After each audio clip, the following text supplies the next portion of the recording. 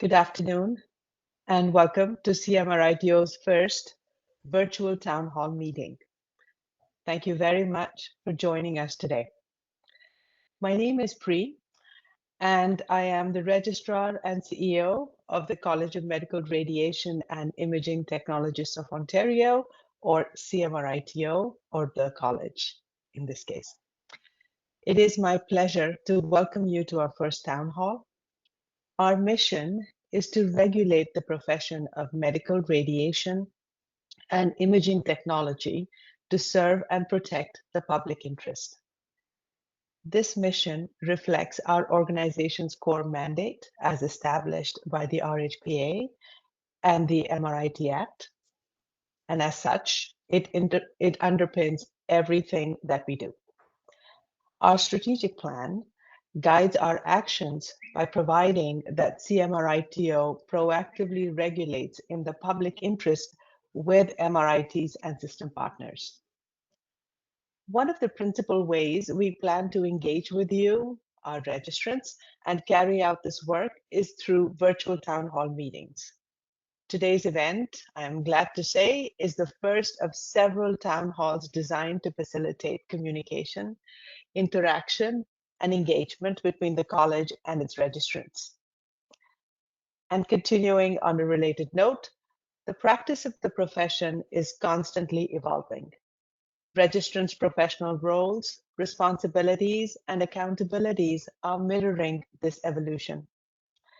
We have chosen very carefully the Quality Assurance Program as the first focus of our town halls because it is a key component for ensuring the profession's quality of practice and promoting registrants' continuing evaluation, competence, and improvement, which enables this evolution. The two speakers for today are Carrie Brew, CMRITO's Quality Assurance and Professional Practice Director, and Johnny Choi, our Quality Assurance and Professional Practice Manager. Let me tell you a little bit about them. Carrie is an experienced MRIT in the specialty of nuclear medicine. She was a former instructor in the Nuclear Medicine Technology program at the Southern Alberta Institute of Technology, or SAIT, and has worked with the CMRT as Director of Education prior to joining the college. Johnny is registered with the college as an MRIT in the specialty of diagnostic medical sonography. He has also served as the DMS program co-chair at Anderson College, and he brings us experience from Accreditation Canada, Mount Sinai Hospital, and an application specialist at GE as an application specialist at GE Healthcare. Together, Carrie and Johnny's experience in practice and at the college provide complementary contributions to the CMRITO's QA programs and perspectives that will no doubt be interesting and informative to all in the attendance today. I expect all of you will learn something new about CMRITO's QA program and your QA responsibilities as an MRIT registered with the college. Thank you again for deciding to join us today.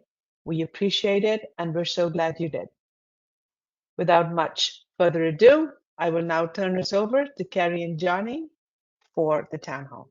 The screen is yours. Excellent. Thank you so much, Pri, for that warm welcome. And hi, everyone. Welcome to the CMRITO Town Hall on the QA program. As Pri said, my name is Carrie, and I'm the Quality Assurance and Professional Practice Director at CMRITO.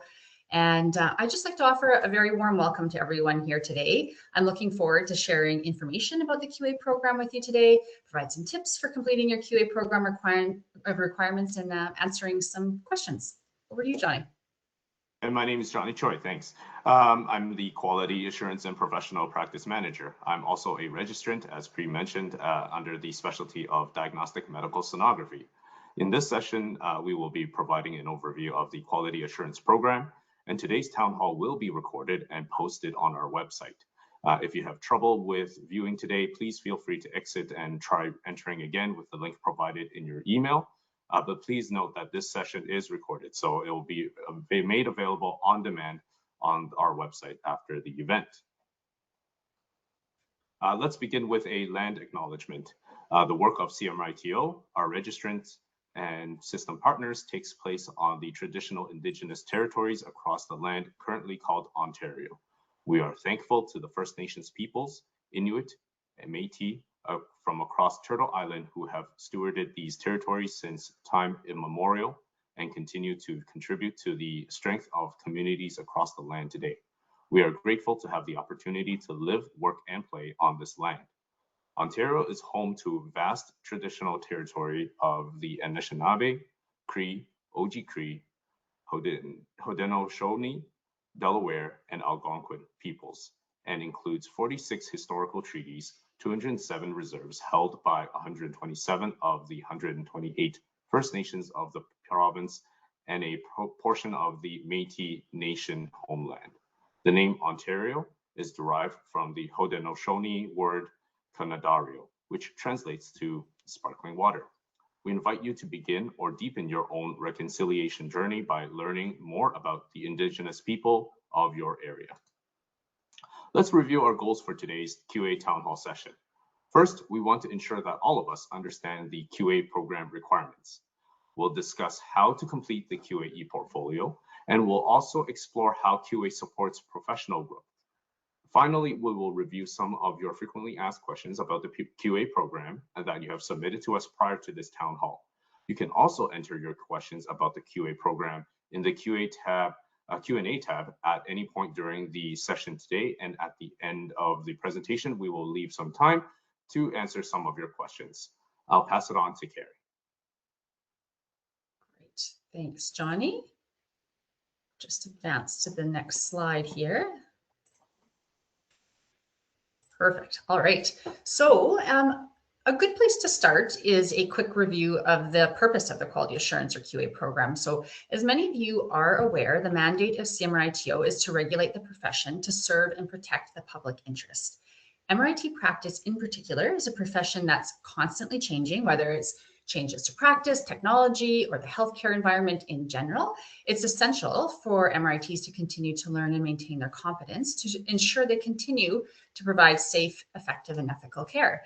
And so that's why the Regulated Health Professions Act requires that each health profession regulatory college have a quality assurance program that includes continuing education and professional development, self-peer and practice assessments, and a mechanism to monitor participation and compliance with the QA program.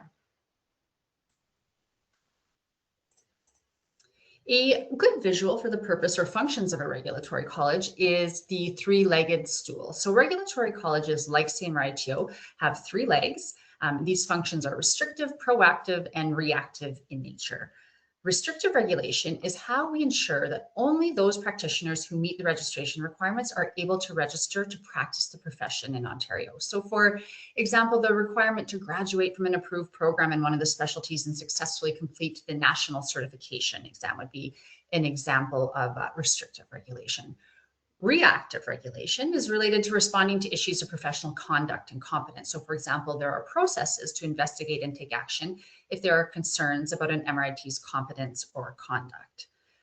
Proactive regulation is where QA or quality assurance exists. So the QA program is a proactive program put in place to support registrants in maintaining their competence and adhering to the standards of practice. We'll touch on the philosophy of the QA program in slides that follow, but at its core, the QA program is not punitive or reactive. It's intended and designed to be supportive of you and your practice.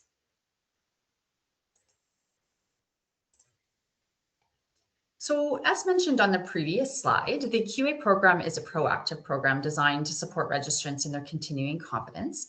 This is further supported in the CMRITO standards of practice.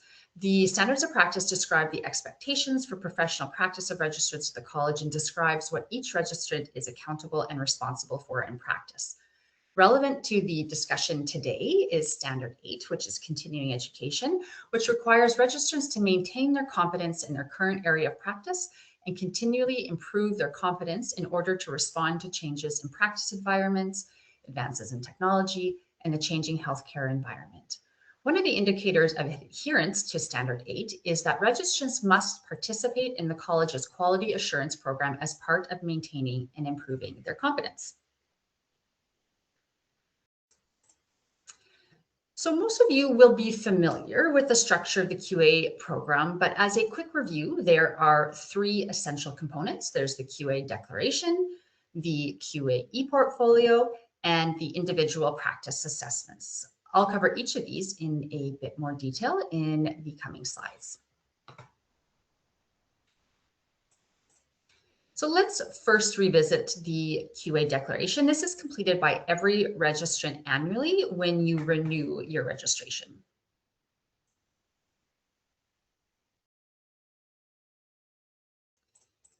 So here you attest to two statements. The first statement is that you understand the requirements of the QA program, including the requirements to complete the QA e-portfolio. And the second attestation is that you are in compliance with the program. So completing the QA e-portfolio, including 25 hours of continuing education or professional development by December 31st each year is mandatory for all registrants. And this declaration serves to bring awareness to this requirement and provide an opportunity for you to attest to your compliance with it.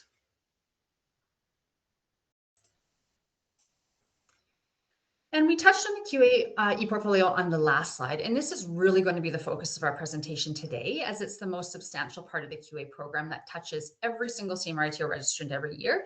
And we want to make sure you have the information and tools you need to be successful, and most importantly, get the most value out of your continuing education and professional development activities. The QA e-portfolio, as many of you are aware, has three components. It has the QA profile, the self-assessment, and the record of continuing education and professional development, or record of CE and PD. And we're going to spend some time looking at each of these in more detail.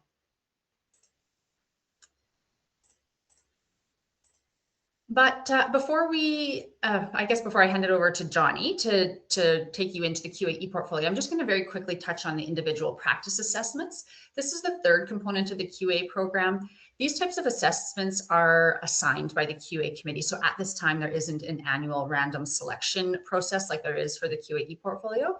The idea here is that if an assessment of a registrant's QA e-portfolio identifies a potential practice issue, the QA committee can order the registrant to complete an individual practice assessment, or IPA. In the IPA, a peer would either observe or interview a registrant regarding specific components of their practice based on the standards of practice. So with that, now we're going to circle back to the QA e-portfolio and take a bit of a deeper dive, and I'm going to hand it back over to you, Johnny. Thanks, Carrie. Let's first go over how to access your QA e-portfolio.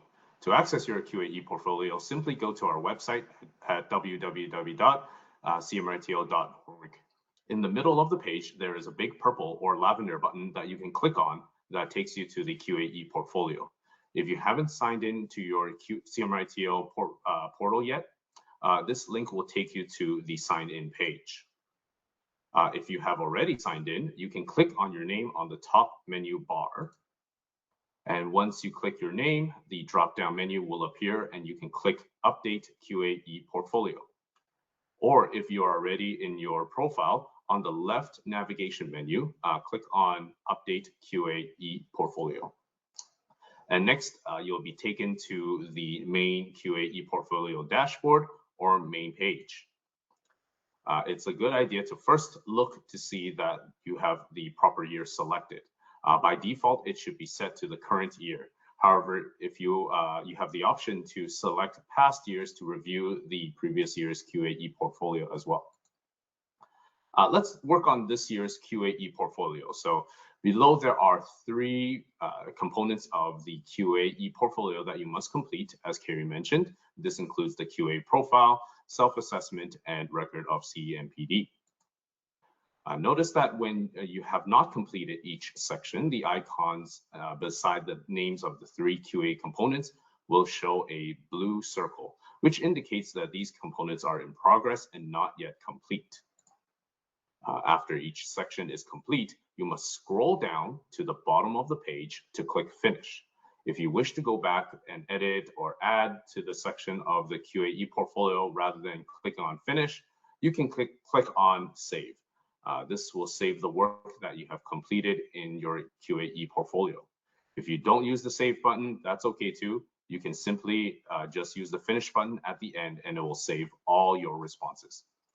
It is important that you must finish each section of the QAE portfolio by December 31st each year, and the section won't register as finished until you click the green finish button that you can see on the screen. When you do click finish and you meet the minimum requirements for each section, the green check mark will appear to let you know that you have completed those sections. There is a legend on the right side as well to tell you what each symbols mean. 3 green check marks means you have completed all QAE portfolio requirements for the year. If you don't complete each section with the minimum requirements though, they will remain in progress with the blue or teal circle. Okay, so I'll pass it now back to Carrie to talk about the QA profile. Perfect, thanks Johnny. So now that you've received some basic tips and tricks for navigating the QAE portfolio, let's take a closer look at each of the components, starting with the QA profile. I'm providing a high-level overview during the session today, but please know there are more detailed instructional videos embedded in each section of the QAE portfolio that walks you through how to complete each section. So you can see on the screen capture here the instructional video tips for completing the QA profile. This is embedded right on the landing page of the QA profile page. So this is always available to you for reference.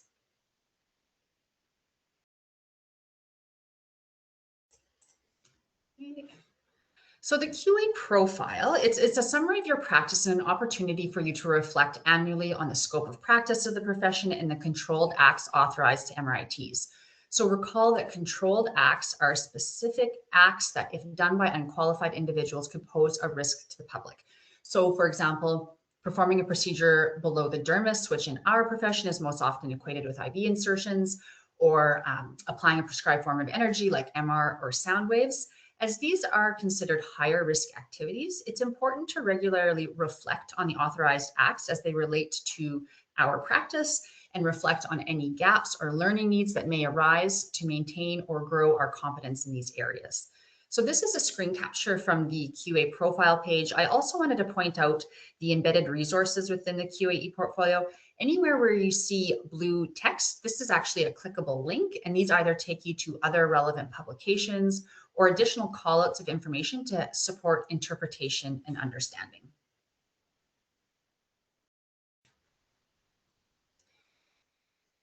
So continuing on with the QA profile. So as mentioned, in the QA profile, you're reflecting on the scope of practice of the profession and authorized acts and assessing whether you do this in your practice, you do not do this in your practice, or perhaps your role is to support others.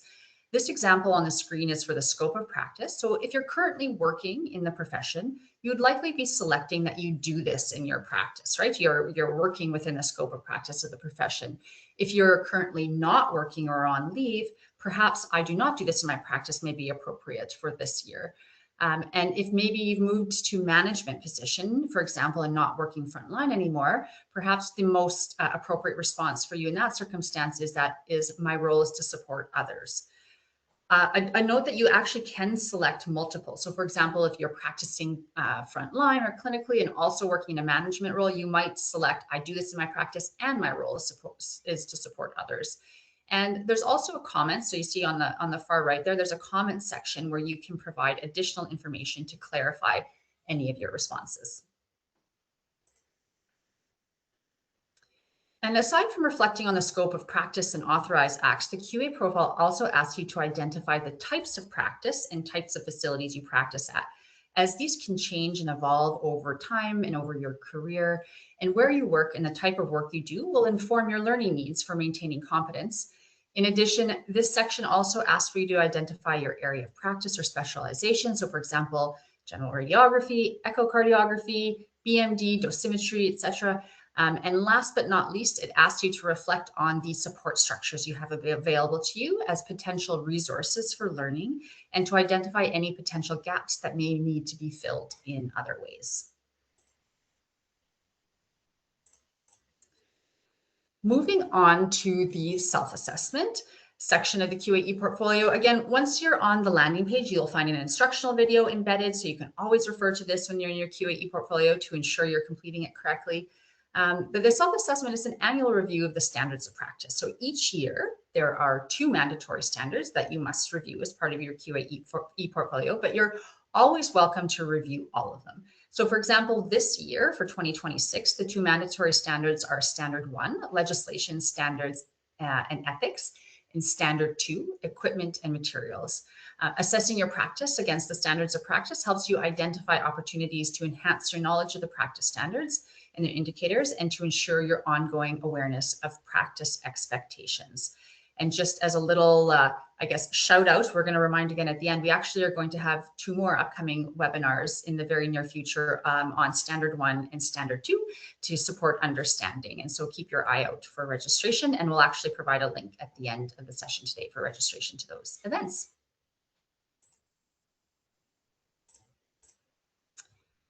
Continuing on with the self-assessment. So here's a screenshot of the self-assessment page. And as you can see, the 2 mandatory standards are highlighted at the very top of the page with the additional optional standards below.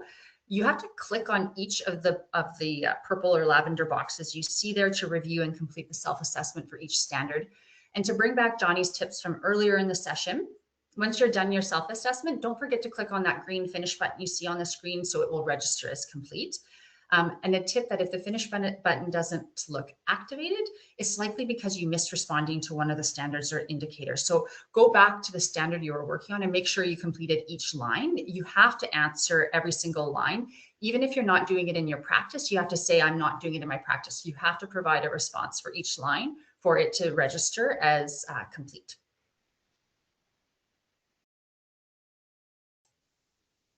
And similar to the QA profile and the self-assessment, you are assessing whether you perform the standard in your practice, you do not perform the standard in your practice, or if you support others in their practice of the standard or the indicators associated with the standard. Just a reminder that some of the indicators in the standards are specialty specific. So in some instances, it is very likely that you will not be performing these standards in your practice if it's outside your specialty. So just read carefully, and if it is outside your specialty or you're not performing these procedures, just select the response that is most accurate based on your practice. And if you ever have any questions about how to interpret one of these standards or indicators, please don't hesitate to reach out to us by phone or email, and we're always happy to provide clarifying information.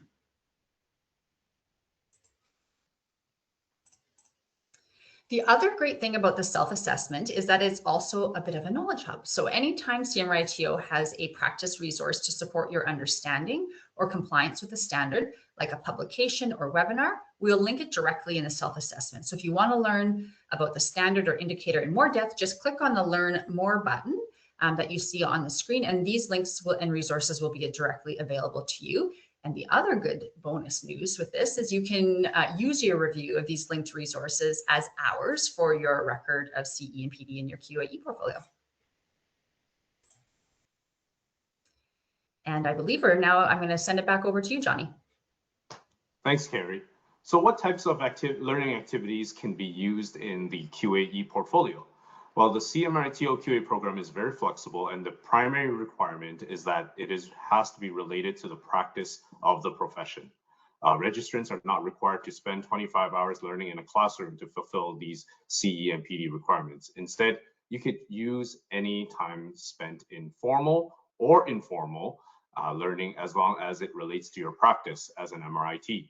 So your learning activities may include, but not limited to, professional readings, seminars, webinars, conferences, courses, learning from other professionals at rounds, tutorials, or staff meetings, training on new equipment, applications, procedures, or software, writing and delivering presentations, courses, or clinical teaching, and research and writing a professional journal article or paper. If you want to include classroom or clinical teaching for either students, new hires, or even coworkers in your CE and PD hours, you must be able to explain what you have learned and gained from the experience and how you can apply this learning in your practice. So some of the topics or subject areas that these activities can include be related to patient or healthcare professional support, care enhancement, practice changes, risk management, and knowledge and skills and development. So ultimately, you must be able to explain what you have learned and how it has helped you in your practice of the profession. Let's look at it from the other side. What types of activities cannot be used in the QAE portfolio? Education or professional development activities that are unrelated to the practice of the profession. So for example, retirement planning, payroll systems, union meetings would typically not be accepted in the QAE portfolio. Education activities that have not helped you in your practice, or education activities completed in prior years cannot be used in the e-portfolio. So a few tips, additional tips here that we want to kind of provide to you. Look for free activities. You know, free education is still education. There are online webinars or even online videos that you can complete over a lunch hour or even on your commute to work. You do not need a certificate of attendance or to post any transcripts. And find a topic that's interesting. This will help keep you engaged and make learning fun. And you can also log your learning in your QA portfolio as you go. And you can also give the quick QA app a try as well. So let's walk through how to record a continuing education and professional development activity. So once you are logged in and at the main QAE portfolio dashboard, you can click on the orange box for record of CE and PD. When you scroll down to the bottom of the page, you will be able to click Add Activity. The button will appear. And once you do so, the page will pop up as such with different sections to fill out. So let's walk through line by line on how to complete this page. So first, you fill out the activity type. And this is a drop-down menu with different options. They include professional reading, seminar, webinar, conferences or courses, learning from other professionals, attendance at rounds, tutorial staff meetings, and others. And in this example, this is the highlighted blue selected category. And then the other options are available as well for you to choose. So just simply choose the best option that best describes your activity, and you must select one activity type. The next section requires you to type in the title of the activity. In this case, this is an example here. This is stated as review of the abnormal fetal heart. Next, you must specify the presenter or author name, and the presenter or author name field must contain an actual person's name, not a generic term like manager, doctor, journal, or organization's name. Be specific and include the name of the person who presented or authored the material. Here, the next line here, you must input the number of hours and minutes that you took to complete the activity, and this is the actual time you were learning. And next, select the start date and end date, and this will appear as a calendar drop-down for you to select the dates. Just please remember to include the proper dates, as your end date cannot be before your start date. And the number of hours and dates must be accurate and match with any evidence that you might upload, such as a certificate. In the next section, you are required to select a learning outcome from a drop-down menu. So you can see here, there are multiple options, including things like ensured continuing competence. And here, selected in blue, this is our example here, the ensured continuing quality improvement. And you can see there are other categories for you to select as well. So just simply select the learning outcome that best describes what you've achieved through learning or through completing this activity. Now here, this is an important section that requires you to explain what you have learned from the activity. In this example, the registrant has stated that this lecture gave me a refresher on the anatomy of the fetal heart. It was a good review of the routine images expected in a fetal anatomy scan. It also highlighted common abnormalities such as ventricular septal defects and echogenic fossa.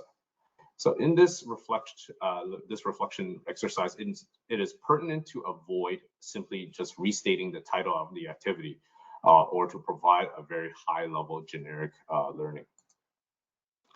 So after you've explained what you've learned, you will need to provide an explanation on how this learning has helped you in your practice. So in this example, the registrant states that the lecture enabled me to review my knowledge and gave me the confidence to identify abnormalities in my scanning. This ensures efficiency and higher quality images. Essentially, this section highlights how they have or will apply their learning in their daily practice. This is about the application of their learning. While attending education sessions is a good practice, it is equally important to take value from them and use what you've learned. And this is where the continuing education and professional development part comes into play, and it is captured here. While it is not mandatory for registrant to upload evidence documentation, this could be done here. Examples would be CME certificates, records of attendance, etc. Essentially, you can attach any documentation that would support your participation in the activity. If you do decide to upload evidence, please remember to avoid uploading any patient, confidential, or private information. If this QAE portfolio that we've just kind of went through was selected for an assessment, assessors do look at the evidence that you've included just to ensure that the document provided matches the hours and topics that you've entered for the activity. If you anticipate that there might be some discrepancies, registrants can proactively provide an explanation in the free text areas above in the explain what you have learned from this section, from this activity section on top. So I've mentioned that assessors look at your QAE portfolio submissions if you are selected for an assessment. Later, Carrie will be kind of providing you more detail when a registrant is selected for the assessment. But for now, this is just an example that we've gone through, and this is an acceptable activity record of CE/PD. It is detailed. It describes what the registrant learned through the activity and demonstrates how a registrant will have applied or will apply the learning in their practice as an MRIT. It checks all the boxes. Now let's take a look at an example together and see what we think about this one. First, the activity type is learning from other professionals, attendance at rounds, tutorials, staff meetings, and others. The title of activity is stated staff meeting. The presenter is manager. The amount of time taken is 2 hours. The start and end date is January 15th, 2026. And the learning outcome is ensured continuing quality improvement. In this section, where they explained what they have learned from the activity, it states agenda attached. And we do see here that there is a file attached under evidence documentation. And if we open this up, and indeed it is a staff meeting agenda with the date of January 15th, 2026. Just as a note, this is a fictitious agenda with fictitious name, but you get a sense that this is an agenda, not the minutes. There are also no additional notes written of what happened during the meeting. Let's go back here. So in the explanation for how this learning has helped you in your practice, it simply states review. So what do we think? I'm gonna pull out a poll here, and I will launch it now. So what do you guys think? Is this an acceptable activity entry for the record of CE/PD? We'll give a few minutes for everybody to, or a minute or two for everybody to put in their responses.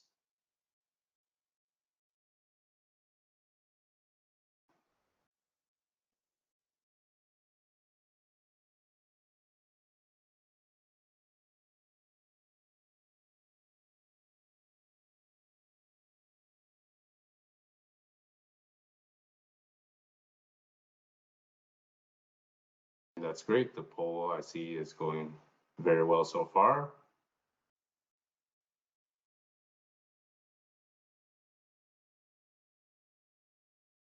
Great. So we do see that most of you have selected no. And so let's walk through this activity line by line here. So the activity type and the title is okay. The presenter needs to be more specific, and we saw that the agenda that there were multiple presenters throughout the staff meeting, so they should be listed here. The time and dates are good, and the learning outcome is fine as well. The glaring piece that kind of stands out is the explanations of what the registered learned from the activity and how the learning has helped them in their practice. So in the agenda attached, we see multiple presenters and topics. The explanation says agenda attached, but the agenda does not describe what the registrant has learned. This section is specifically for the registrant to reflect on the time they spent in the learning activity and their key learning takeaways. So this should be summarized in the field.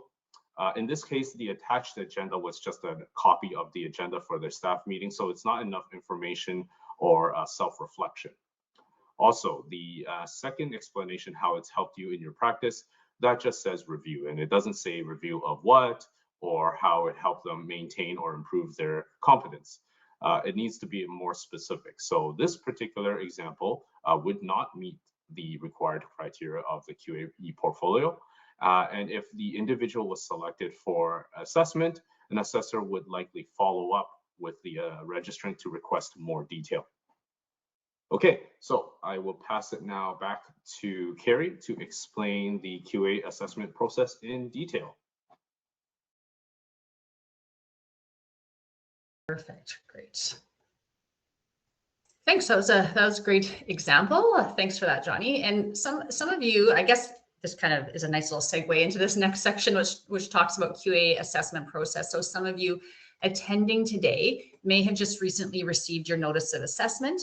Some of you may have been assessed in years past, and perhaps some of you are new to the college and have not yet completed a QA assessment program. And I'm here today to demystify the assessment process and give a bit of insight into how you complete an assessment. So before that, just a little bit about the assessment process. So CMRITO uses a random selection process for the annual QA assessment. That being said, the QA committee can manually select a registrant at any time for assessment if they have a concern or need to follow up with an individual. However, our annual QA assessment process is currently done through a random selection process. So that means that every year, CMRITO Council approves a certain percentage of registrants to be randomly selected to undergo assessment. And you will be in the pool for random selection if you've not been randomly selected for assessment in the preceding 5 years. So what this means is that unless you've been manually selected to complete an assessment by the QA committee or another committee of the college, you should not be selected more frequently than once every 5-year period to submit your QA e-portfolio for assessment. And when people get selected for assessment, there's often a lot of uncertainty. We get a lot of emails about what needs to be done and worry about the extra work. And I'm here to assure you that being selected for assessment, it is a simple, it's supportive, and it's a straightforward process. And all you have to do is complete your QA e-portfolio like you do every other year. So complete your QA profile, your self-assessment, and log your 25 hours of CE and PD. And the only difference on a year you're selected for assessment is that you have to click a submit button on your QA e-portfolio dashboard, and that's it. And as Johnny mentioned, there might be a need to follow up, and I'm going to go over the potential outcomes on the next page.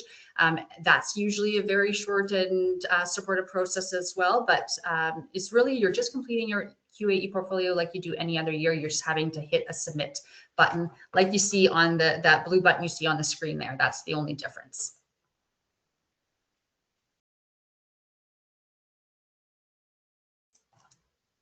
Okay, so once you have clicked on that submit button and you've submitted your QA e-portfolio for assessment, your QA e-portfolio becomes locked so that it can be reviewed by an assessor. And this means that after you click on submit, you're no longer able to edit your QA e-portfolio until the assessment is done. So the assessment process usually takes between 2 to 6 weeks, depending on when you submit. Just as a heads up, if you wait until just before the deadline, it will take on the longer end of the spectrum to get your results back because there's a bigger queue at the end of the year. So the earlier you get it in, the faster you will get your results. And in fact, we just launched the program a couple of weeks ago, and some people already have their results. It's that quick. It can be that quick and painless. There really are only 3 different outcomes for the assessment, the most common being met requirements. So that's by far and wide the most common result, is that people submit and they meet the requirements. And again, this means that your QA e-portfolio is complete, your learning activities have been reviewed, and there's no concerns identified regarding the information you submitted, the relevance to the practice, etc. And again, recall back to Johnny's 2 examples of what could be considered acceptable. So that would be an example of his first one. And so that leads me to the next possible outcome, which is feedback or require resubmission. In these cases, an assessor has reviewed the QA portfolio and either has questions about what you've submitted, would like to give you feedback, or the QA portfolio is deemed incomplete and needs more detail. And in these cases, you'll get an email from QA staff, so probably from either Johnny or myself, who will ask you to book a short follow-up phone call to discuss your submission. These calls typically take no longer than 15 minutes. And as shared at the start of the presentation, the QA program, including the assessment process, is a supportive process. So if there is a gap or if it's not initially meeting the requirements, we will first work and mentor you to ensure you understand the requirements of the program and the assessment and support you as much as we can to enable your success. And then the final possible outcome is a referral to the Quality Assurance Committee. And this typically happens for one of two reasons. The first is after multiple attempts to support or mentor an individual, they're still not meeting the requirements of the assessment, or perhaps they're being uncooperative or unresponsive to the assessor or QA staff communication. In this case, they'll be referred to the QA committee for review. And then the other reason an individual will be referred to the QA committee is in any cases of conflict of interest with the assessor. So for example, if the assessors have a personal or professional relationship with the individual selected for assessment, these submissions would go to the Quality Assurance Committee for review and assessment. So that is an overview of the QA assessment process. Now, the next thing you might be wondering is, how do I know if I've been selected for assessment? We send an email notice to you informing you that you've been selected for assessment. The emails typically go out in spring, so please check your inboxes and junk mail too. And also make sure that CMRITO, including QA@cmrito.org, is on your safe sender list to prevent important communications from CMRITO from getting missed or filtered out through junk. For the 2026 QA cycle, this message was sent out on May 12th. If you are worried you may have missed an email, we also post a copy of the notice in your CMRITO portal. So you can find this. So once you log into your CMRITO account, on the left-hand side, there's a menu. And one of the options in the menu is View QA Notices. And you will see the official notice posted there as well. And, you know, because we want to make it as easy as possible, when you log into your CMRITO account, there'll also be a banner at the top of your account letting you know you've been selected for assessment. And also, I'm just going to advance the slide here to get a nice visual for you. When you log into your ePortfolio, you also have an alert, and you'll see this blue submit button. So if you have not been selected for assessment, you will not have a blue submit button. So only those people who have been selected for assessment will have that submit button, and you will have an alert here that says, alert, you are required to submit your 2026 QA ePortfolio for assessment. And that's right on the landing page as soon as you log into your QA ePortfolio.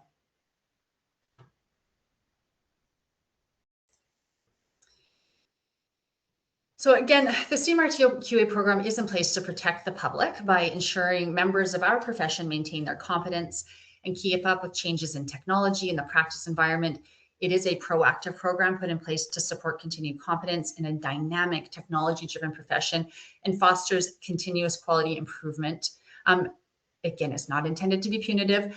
Where people get in trouble is when they stop engaging or communicating with us, don't respond to emails, or fail to respond to an order of the QA committee, such as failing to submit your QA ePortfolio for assessment by the required deadline. So just stay engaged and stay in contact with us. And a few friendly reminders as we move into our question and answer period. I'm going to wrap up with just a few like reminders and tips, I guess. So regardless of whether you're selected for assessment, you're still required to do your QA ePortfolio annually. Please remember you attest to having completed your QA requirements every year when you complete your annual QA declaration, and a reminder that this is a legal attestation. So every registrant has to do their QA ePortfolio by December 31st every year, no matter what, and a percentage of those are selected for assessment. Please check your email frequently for communication from CMRITO. From the QA perspective, please check your inboxes for notices of assessment, which if you're, again, watching this live, just went out. Please also spread the word at your workplace. Tell your colleagues to check their email and be each other's accountability partners. And last but not least, CMRITO's primary mode of communication with registrants is by email. So you must keep an eye on your email. and you're required to respond to any email that requires a response within the time specified. The most common reasons you'll be required to respond to an email from QA or take action is if you've been selected for assessment, if you submit your QA e-portfolio and we need to follow up with you regarding an element of your QA e-portfolio as discussed today, or if we receive an unexpected answer on your QA declaration. These are the most likely instances where the QA team or the QA committee will email you and will warrant a specific action. Also, please make sure your contact information is up to date in your CMRITO account. This is required through the CMRITO bylaws, and if anything changes, you are required to update within 7 days of the date of change. So if you stop using your email address or move and the CMRITO QA department can't get a hold of you, you could potentially find yourself in non-compliance with the QA program. So just please make sure to keep all of your information up to date.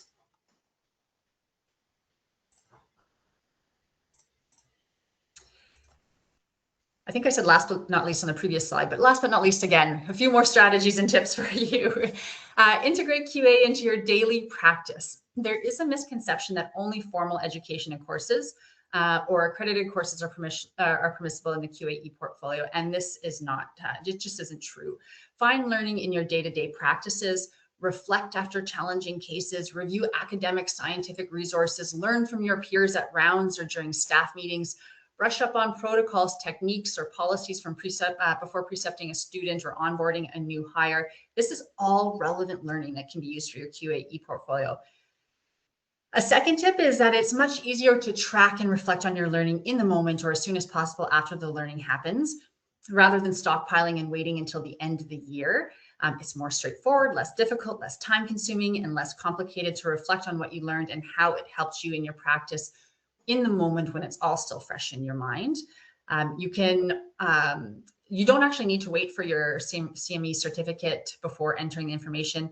Again, as Johnny said, uploading this evidence is optional, and it is actually a really great way to record your learning, even though it's not mandatory. But you can always record that or I guess upload that at a later date as well, and just record your learnings while they're still fresh in your mind. And we've mentioned this, I think, at least one other time in the session today, but for your convenience, CMRITO also does have an app, the CMRITO Quick QA app, that allows you to record your continuing education and professional development hours on the go. So we know that sometimes when you're in the hospital or even at a conference, you don't always have access to Wi-Fi, and the Quick QA app allows you to record your learning activities offline and then upload or push them to your QA e-portfolio when you're back online again. And so it's just a nice, easy, and convenient way to log your hours when you're on the move. So I hope you're able to apply some of the helpful tips and strategies we discussed today. And now that we've had a good review of the QA program and the QA e-portfolio, let's answer some of your questions. So first and foremost, thank you to those who sent in your questions in advance when you registered, and we'll start with some of the questions that were asked there. You are welcome to type questions you still have about the quality assurance program and your QA responsibilities as a CMRITO registrant into the Q&A tab on the screen, and we'll try to get to some of those today too. And if there are some answers that weren't, some questions asked that weren't directly answered in the presentation, we'll be sure to follow up and post some answers to those after the event as well.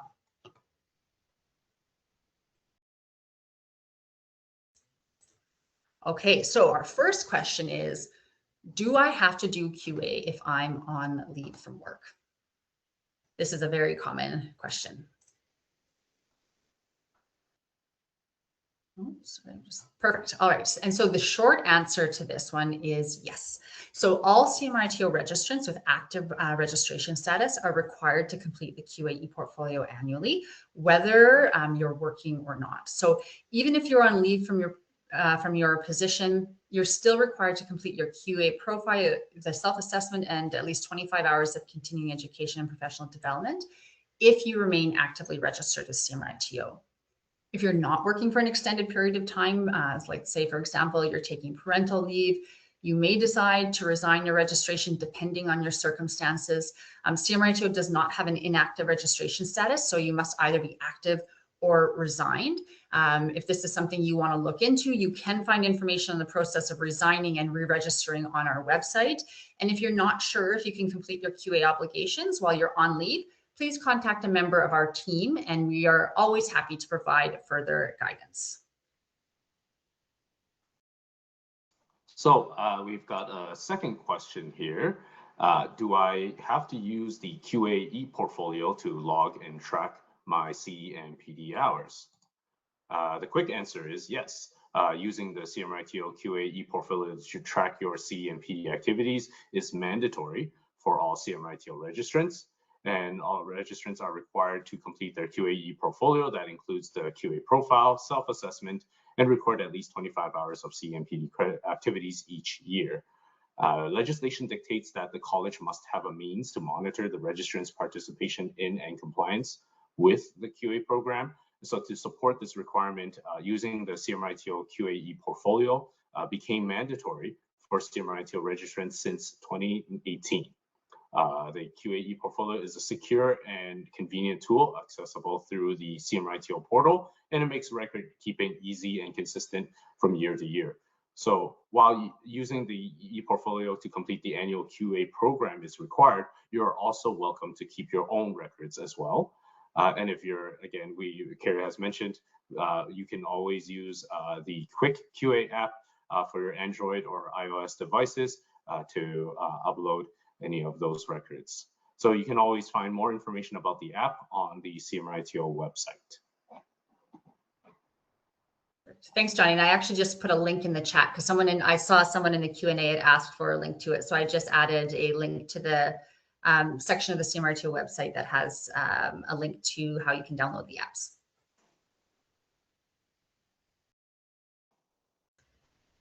All right. Okay. So, and before I'm doing a little bit of a hybrid, I'm looking at the questions that are coming in as well. And I did see someone posted, can I use the session we're attending today as hours for my e-portfolio? And the very quick answer to that is yes, you can. Yes, you can. So long as you can reflect on what you learned and how it has helped you in your practice of the profession.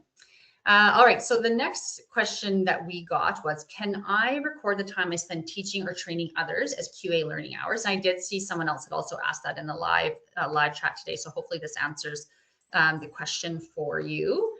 And so I'm just going to advance the slide here.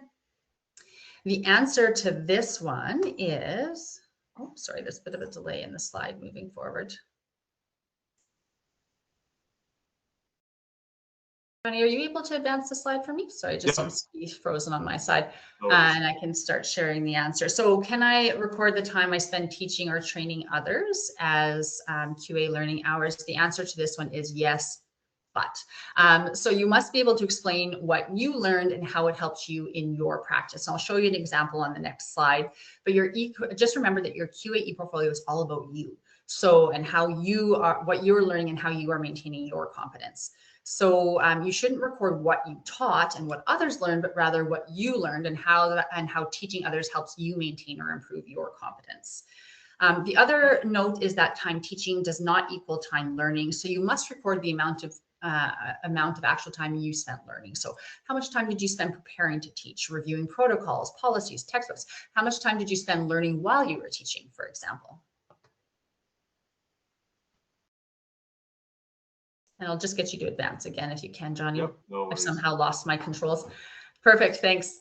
And then this is just a nice little example of one that would be not acceptable versus acceptable. So if you look at the difference between these two examples here, so we've got the exact same learning activity. So someone was precepting a third-year student.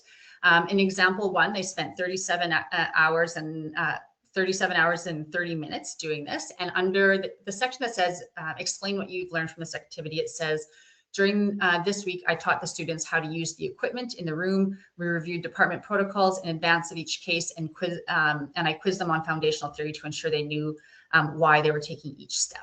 And then under explain how this learning has helped in your practice, it says, I was able to effectively support the students during their rotation. So here they're talking about like what they taught the student and how it helped the student. And so this typically, because it's not related to the person, this example probably would require some follow-up. Or example 2, same activity, they're precepting a third-year student, they are claiming 8 hours, and under what they learned, they said to prepare, I reviewed textbooks to refresh foundational knowledge. I learned about new cardiac protocols and learned cardiac pathology in depth so I could support the student and answer their questions. And how it's helped their practice, it says, through this learning, I've refreshed and enhanced my own clinical competence by ensuring I maintain strong foundation of theory that underpins our cardiac procedures. With this knowledge, I can more confidently troubleshoot newer challenging situations and more confidently answer student and patient questions. So again, so it's the same activity, but they're reflecting on it in a different way, right? And so in this particular case, again, because the e-portfolio is all about how you maintain your competence, we want to know what you learned and how it helps you in your practice. So hopefully this example is helpful.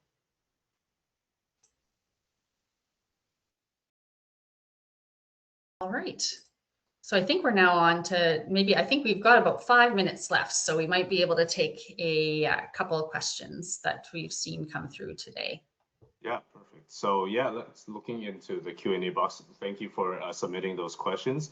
And as we've mentioned before, if we're unable to cover them all, we will provide additional information after the town hall. So Carrie, I've got a few questions here. There's one here that's about teaching students, residents, and staff.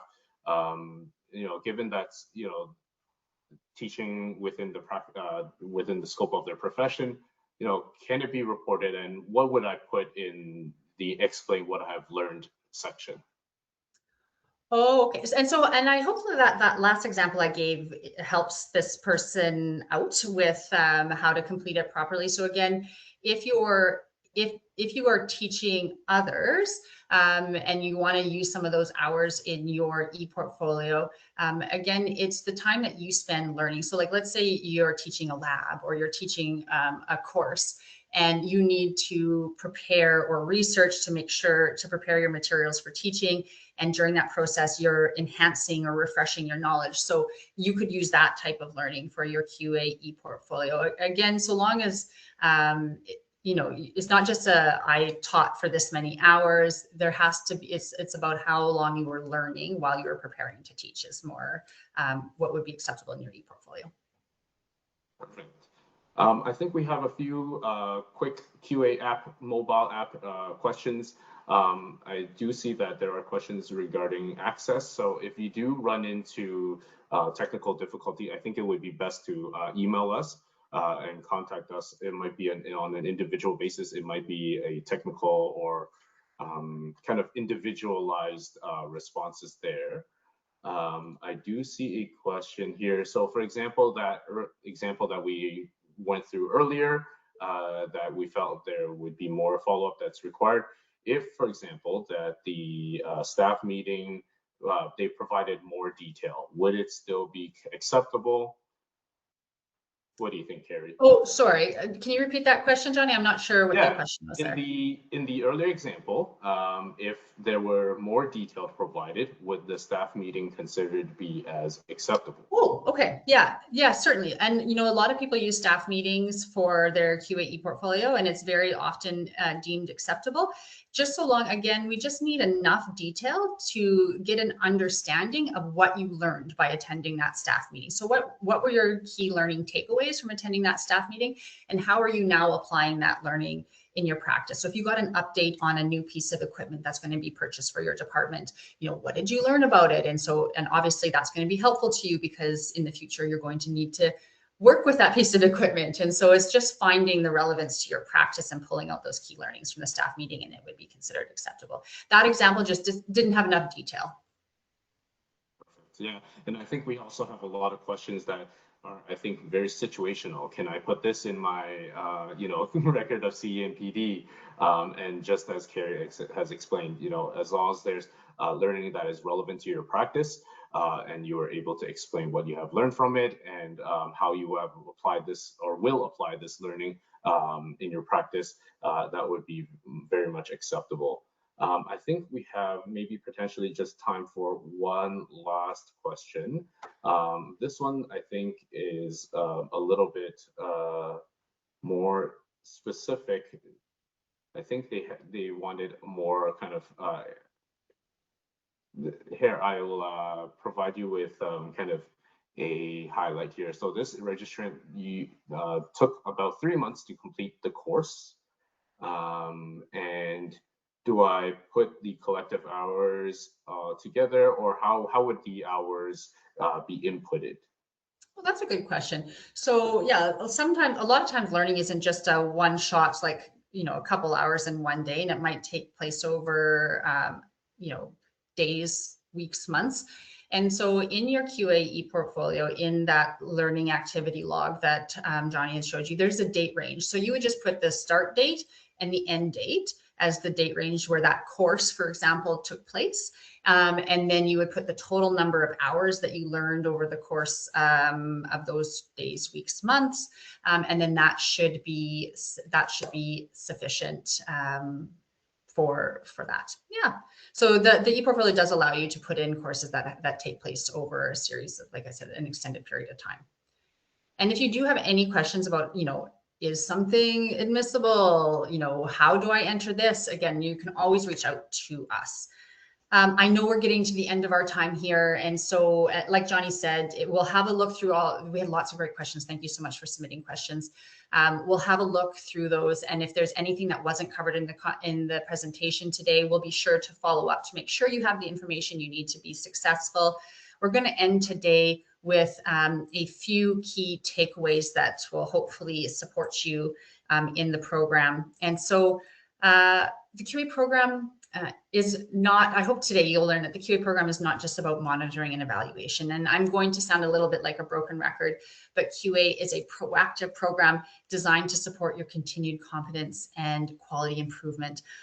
All registrants of the college, including Johnny and I, are responsible for maintaining our competence so we continue to deliver safe, effective, and ethical care and practice safely. QA program requirements might feel onerous, but small, consistent efforts make it manageable. And again, look for learning all around you. You don't have to be sitting in the class for 24 hours. You're learning every day on the job. Reflect on that learning and find ways to apply it to improve your practice of the profession. And finally, I'm leaving with a link to key resources. In the QA section of the CMRITO website, you can find tips and answers to frequently asked questions, a link to the QA program manual, which describes much of what we discussed today in detail, links to the QA ePortfolio instructional videos, and information on the assessment process. And I invite you to follow the QR code on the screen and have a look through our resources. In addition, if you look at the very top of the website where you see that blue arrow there, there is a resource menu. In this section, you're going to find key practice resources, including practice guidelines, your jurisprudence course, recordings of CMRITO webinars, which are free and there to support you in your practice. And again, as an added bonus, reading these publications, doing these courses, and watching these webinars from the CMRITO website and our instructional videos can all be applied to your annual QA hours.